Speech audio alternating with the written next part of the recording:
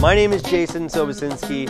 I am a cheese fanatic. I'm going to show you guys some of my grilled cheese tips and techniques. I do take grilled cheese very seriously, so one of my tips is get one of these. This is a cast iron pan. I have a full set of these at home, one of which I have from my great grandmother. So we're going to put this on a medium heat. The thing with a cast iron skillet is that it will not get hot immediately, but once they get hot, they hold the heat really well, and you can almost turn them off and they'll just continue holding the heat, and you get a really even heat, which is really important. Let's get creative. Let's make some different grilled cheese sandwiches. Let's start digging into some of this amazing stuff that we have available from Europe, from the United States. Make something different and fun. I'm gonna do some cheese combinations here.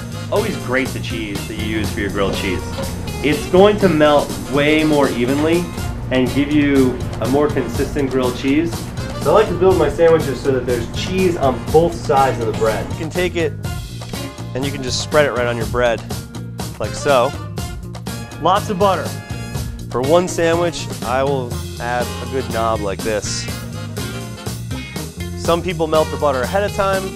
I happen to like to, if I'm just making a sandwich for myself and I can take the time, I like to just melt it fresh. I'm gonna make sure that the bread gets really saturated. So there's two components to a great grilled cheese. It's crispy and it's melty. I like to start my grilled cheeses open-faced so that they melt really evenly. And then I've got my oven. It's preheated to about 350, 375. Another important reason to use a cast iron, it can go right from the stove into the oven. So depending on how melty I can get it here, I'll put it in the oven for a couple minutes and it'll finish it off. Okay, going in.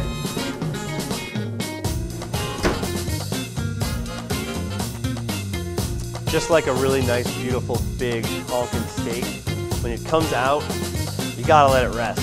Because if you were to cut this up right now, all your beautiful cheese that you spent all your hard-earned money on would be on the board. And we don't want that. We want it in our mouths. So I like to let it rest for a minute before we cut it up. Have your friends bring the beer and wine, because you spent all the money on the cheese and ingredients. Thank you guys.